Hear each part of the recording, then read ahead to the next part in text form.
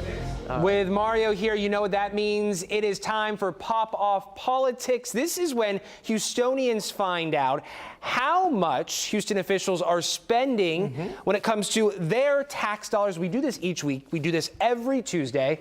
The guy who knows all about this is here with us now, fourth largest city in the country. What are we doing this week? Soon to be number 3. We got your number, Chicago. Chicago, we're coming. We're coming for you. All right, so here's why we do this. We do this every Tuesday because this is when the residents of the city, anybody from the city of Houston, or if you own a business in the city of Houston, right? You're doing business here? Yeah. You can actually go down to City Hall starting at 1:30 today, sign up, and you can go in front of what they call the horseshoe. The horseshoe. Where we have all the city council members. And you can get yourself your opinions heard, your concerns expressed, and they call that pop-off. Pop-off. So there we go.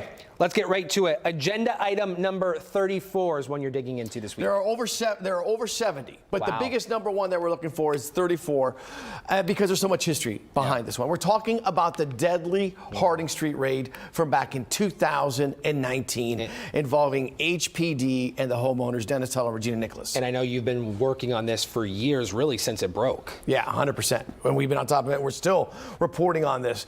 So we're going to take a look at this ordinance, okay? And here's what it's really about. And you can see, here's the file video from when our cameras were the first to go inside of Dennis Tuttle and Regina Nicholas's home back in April of 2019. And here's the ordinance now. We look at it, okay? It's approving and amending ordinances 2024-0037 to increase maximum contract amount for agreement for legal services with Beck Ridden LLP relating to a consolidated lawsuit filed against the city against Art Acevedo in his official capacity of Houston Police Chief. $800,000. This is coming from the Property and Casualty Fund. Mario, I want to bring our viewers back. Gerald Goins, you might recall, he was convicted last year in 2024. The other officers involved in this case, they had their cases tossed by the new DA. So this is all about the civil trial. Correct. This is all about the civil trial, which is going in federal court, by the way.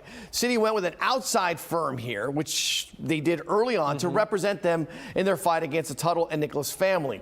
Now, previously, this is scenes from that we captured during the trial that took place, if you remember, back in the fall. Previously, the city increased the maximum amount allowed for legal services to $1.7 million, or from $1.7 to $2.9 million. So this is now for more money? Exactly. That's what they're doing. And this is for the additional $800,000, raising the price tag from $2.9 million to $3.7 million. If approved, the money would come out of the Property and Casualty Fund as indicated. So the loved ones, the family members, friends of the victims, what are they saying about this? Well, I'll tell you, they sent me a quote through their attorney. It states in part the following, okay? Despite new mayors, new police chiefs, new city council members, and a terrible budget deficit, the city remains obsessed with the secrecy in this case. The family of Regina Nicholas remains committed to seeing justice done, unlike other American cities in similar situations. The city of Houston continues to spend millions of taxpayer dollars to cover up the full truth of HPD's murder of Regina Nicholas and Dennis Tuttle in their own home. Despite new mayors, new police chiefs, new city council members, and a terrible budget deficit, the city remains obsessed, again, as you indicated, with this case. So that's just... And they're going to fight it, as they indicate at the very end. They're going to fight it however long it takes. Do we know how long or where we are in this civil case? Well, the civil trial is expected to go to trial sometime this spring, I believe May or June. Okay. I was in court back in November. They were pushing it back to May. But again, they're having a lot of hearings on this. Yeah. Could it be pushed down or kicked down the road, as we like to talk a lot about? Absolutely. It's the legal process. And all it takes is a quick hearing, a judge say, hey, we have to make this order, or they say no. Okay, we'll stay on top of it. Thank you so much for joining us for the news at 8.